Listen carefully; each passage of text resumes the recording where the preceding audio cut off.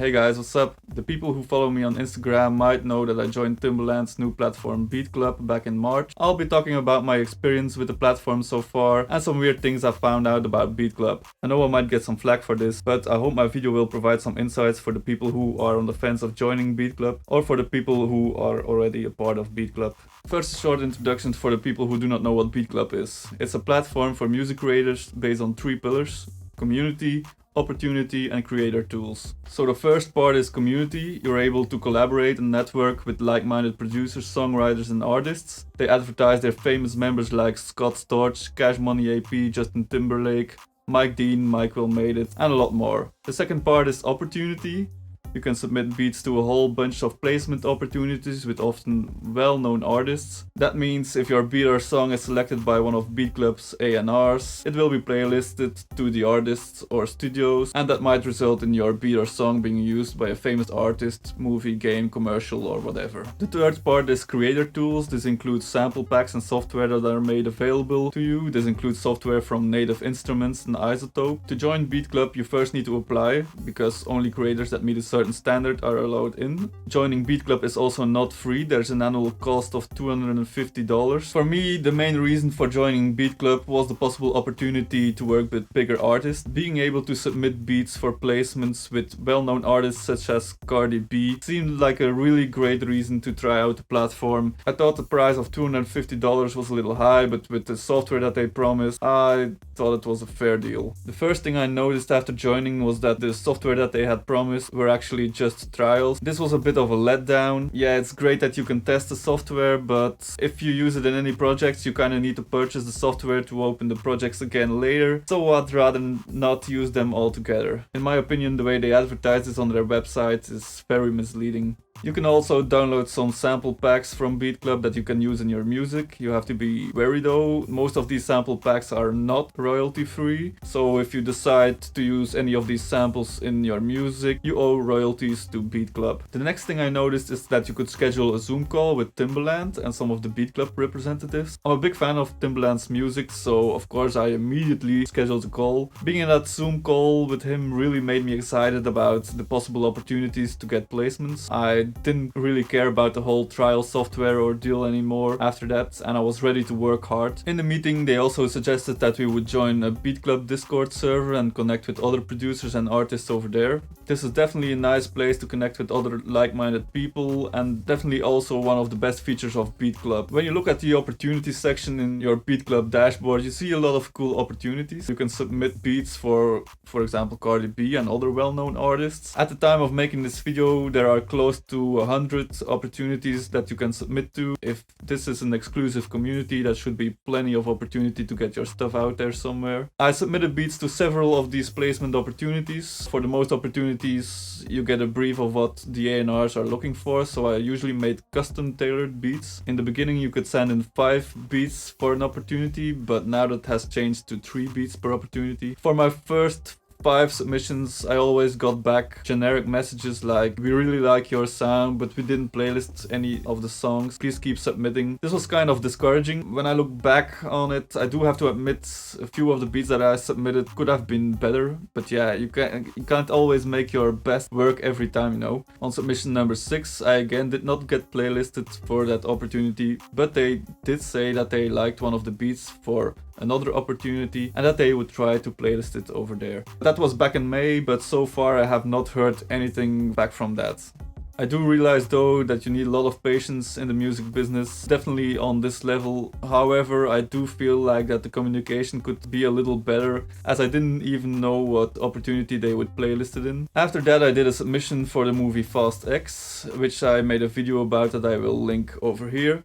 I really liked the beat that I sent there and I did not get playlisted, so I asked the A&R for some feedback. Some of the feedback that I got back was valuable, so I could use that to improve my music. But part of the feedback was also very subjective, with things like the beat feels very redundant, whatever that may mean. Anyway, I kept continuing and pushing myself. I submitted beats to more opportunities after that and started noticing something weird in the feedback of these submissions. After an A&R reviews your beat, you get an email with their feedback, and you can of course also see when they reviewed it, as the messages are timestamped. I had sent in submissions for 3 different opportunities at that time, and the same A&R had responded to all 3 opportunities with a generic negative response. But I noticed the timestamps of the feedback for all 3 opportunities were all within the same minute.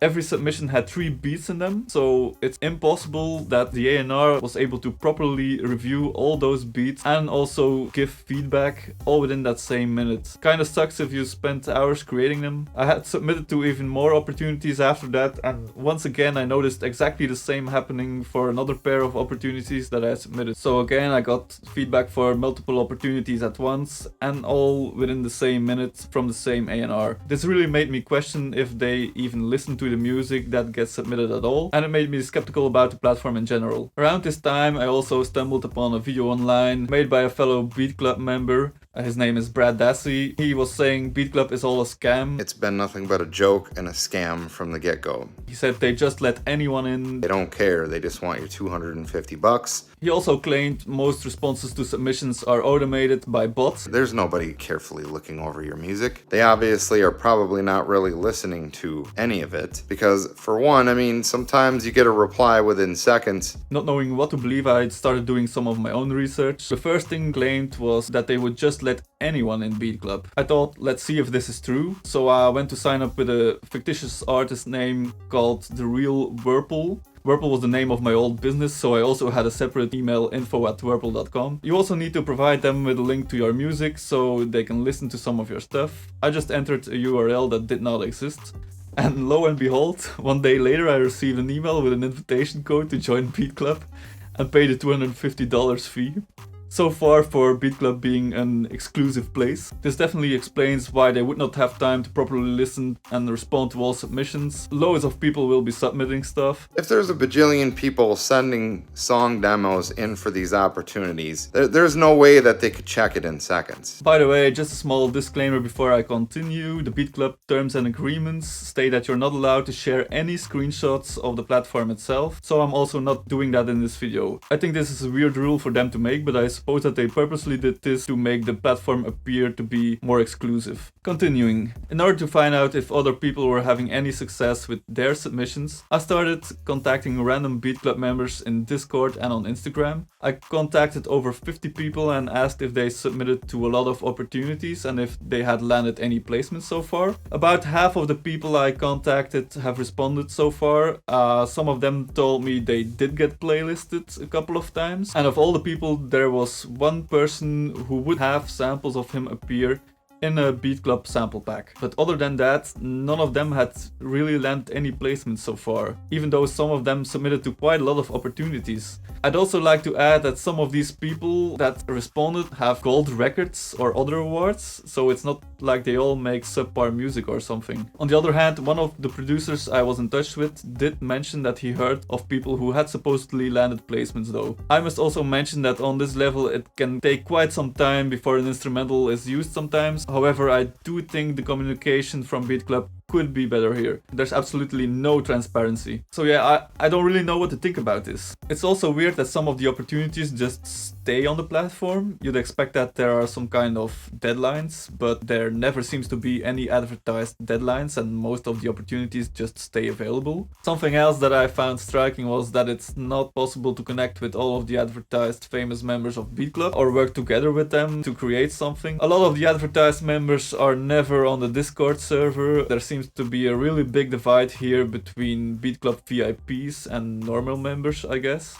If you're an artist looking for beats on BeatClub, you are supposedly going to be able to purchase beats from some of these famous producers though, in the form of an NFT. Personally, I think NFTs are stupid since there's absolutely no legal validity backing them up. But you know, some people in the music industry are really enthusiastic about them. There's only one beat available right now, a beat by Timbaland and Cash Money AP. If any artist wants to pay $750 for a 1-year license, it's really up to them to decide though. There also seems to be a whole drama with a guy named CLA Woo. He's a guy who edited videos for BeatClub. I don't know all of the specifics, but apparently they kind of screwed him over. They haven't paid him for his work, and they also started trying to take down his YouTube channel. If you'd like to learn more about this, there's a 2-hour long video on the Busyworks Beats channel that I'm going to link down below. I cannot really say that I feel like I got my money's worth out of being a BeatClub member so far. Also, given the things I've noticed, I'm also really starting to doubt if the platform for doing placements is actually just a scam to rip off aspiring artists, or if it's actually legit. With all these big names behind it, you'd hope that it's actually legit, but there are definitely a couple of red flags. So yeah, I don't know what to think at this point. If you have any thoughts about this, definitely let me know in the comments below. Even if the platform is legit, I did spend an awful lot of time creating custom beats for opportunities, and these cannot always be given a second purpose. I've also got a day job, so the time that I can work on my music is limited, and if I had spent this time on my own music or making beats for artists that I'm already working with, I could have definitely released a couple of songs or perhaps even a new EP. So at this point, I'm also having to question if the time spent on these opportunities is worth it, and if it wouldn't be better to spend my time elsewhere. So yeah, I'm definitely eager to hear what you guys think about this and what your experience with BeatClub might be. I honestly don't know what to think about BeatClub anymore. Okay guys, if you got any value out of this video, please give it a thumbs up and consider subscribing. Thanks for watching and see you in the next video. And consider subscribing. Consider subscribing and give consider subscribing and please consider subscribing. Consider subscribe and consider and consider subscribing.